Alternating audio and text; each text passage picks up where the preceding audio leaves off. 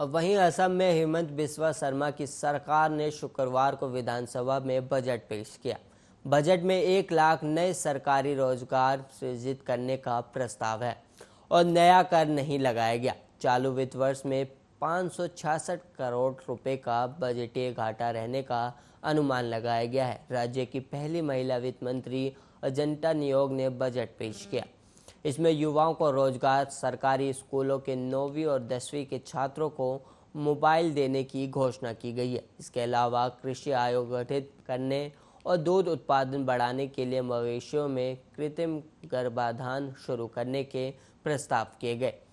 और वहीं मुख्यमंत्री शर्मा ने बजट को जन केंद्रित बताया। उन्होंने कहा कि इसमें किसी नए कर का प्रस्ताव नहीं है। इसके अलावा कोविड प्रभावित लोगों पर कोई बोझ नहीं पड़े, इसका भी इस बजट में ध्यान रखा गया है।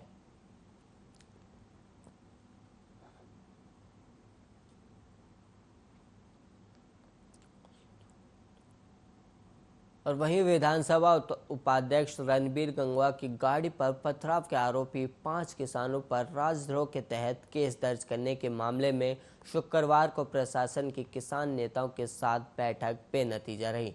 किसान संगठन 5 किसानों की रिहाई की मांग पर अड़े रहे। इसके बाद किसानों ने शनिवार को एसपी कार्यालय का घेराव करने का ऐलान कर दिया। इसके चलते प्रशासन ने सतर्कता बढ़ा दी है और भारी पुलिस बल तैनात किया गया है। सचिवालय में उपायुक्त अनीश यादव, पुलिस अधीक्षक अर्पित जैन, एडीसी उत्तम सिंह ने लघु सचिवालय में किसान लखविंदर सिंह ओलख, मैक्स साहूवाला, हैप्पी रानिया, गुरप्रेम देसू जोधा, बलवंत सिंह के साथ बैठक की।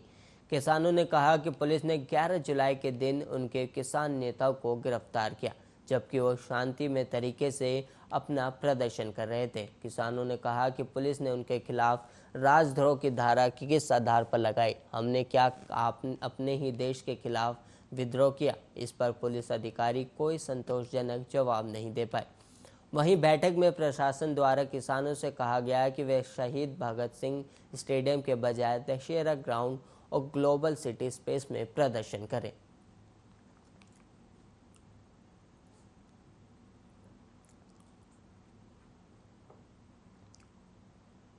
और वहीं केरल में कोरोना संक्रमण के साथ साथ जीका वायरस के मामले भी तेजी से बढ़ रहे हैं।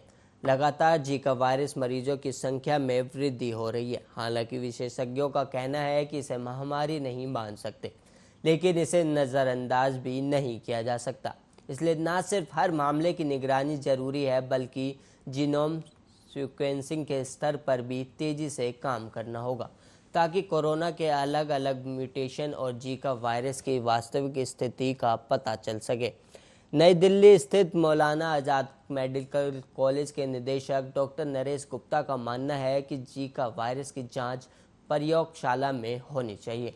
इस वायरस को लेकर भी चिंतित होने की ज़रूरत है। ये एक ऐसा वायरस है जो मच्छर के काटने से फैलता है और स्थानीय लोगों को इसमें बड़ी आसानी से फैल सकता है। इसलिए अगर किसी प्रदेश या स्थान में जीके के मामले सामने आ रहे हैं तो उन राज्यों पर निगरानी रखने की आवश्यकता है।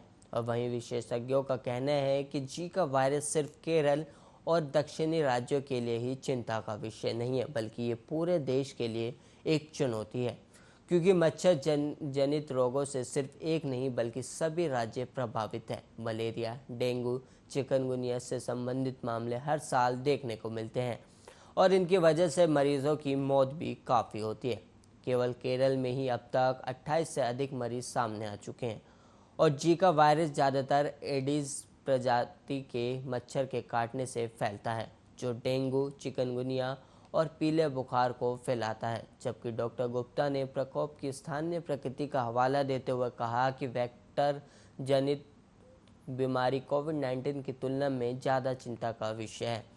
कई अन्य मेडिकल विशेषज्ञों ने ये कहते हुए चिंता को कम कर दिया है कि इस प्रभावी वेक्टर नियंत्रण उपायों से रोका जा सकता है।